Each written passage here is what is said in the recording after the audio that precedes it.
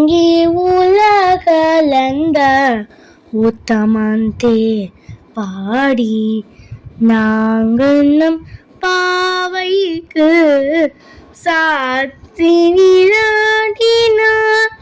தீங்கின்றி நாடெல்லாம் திங்கள் மும்மாரி பெய்து ஓங்கு பேரு சென்னர் ஓடு காழ நூல் கல பொங்குவதை போதில் புரிவண்டு கண் படுப்ப தேங்காடி புக்கிருந்து சீதமுனை பற்றி வாங்க குரம் நிறைக்கும் வள்ளல் பெரும் பசுக்கள் நீங்காதே செல்வம் நிறைந்தேனோ எம் பவாய்.